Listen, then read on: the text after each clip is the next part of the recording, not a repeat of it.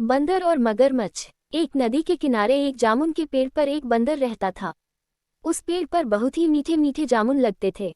एक दिन एक मगरमच्छ खाना तलाशते हुए पेड़ के पास आया। बंदर ने उससे पूछा तो उसने अपने आने की वजह बताई।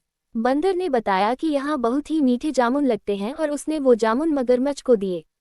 उसकी मित्रता नदी में रहने वाले मगरमच्छ के साथ हो गई।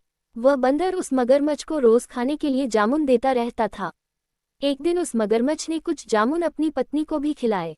स्वादिष्ट जामुन खाने के बाद उसने ये सोचकर कि रोजाना ऐसे मीठे फल खाने वाले का दिल भी खूब मीठा होगा, उसने अपने पति से कहा कि उसे उस बंदर का दिल चाहिए और वो इसी जिद पर अड़ गई। उसने बीमारी का बहाना बनाया और कहा कि जब तक बंदर का कलेजा उसे मिलेगा वो पाएगी।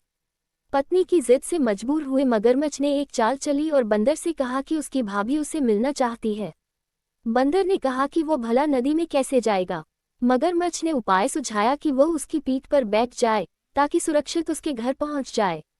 बंदर भी अपने मित्र की बात का भरोसा कर पेड़ से नदी में कूदा और उसकी पीठ पर सवार हो गया। जब वे नदी के बीचों बीच पहुंचे, मगरमच्छ ने सोचा कि अब बंदर को सही बात बताने में कोई हानि नहीं और उसने भेद खोल दिया कि उसकी पत्नी उसका दिल खाना चाहती है। बंदर का दिल टूट गया, उसको धक्का तो लगा, लेकिन उसने अपना धैर्य नहीं खोया। बंदर तपाक से बोला, ओह मेरे मित्र, क्योंकि मैंने तो अपना दिल जामुन के पेड़ में संभाल कर रखा है।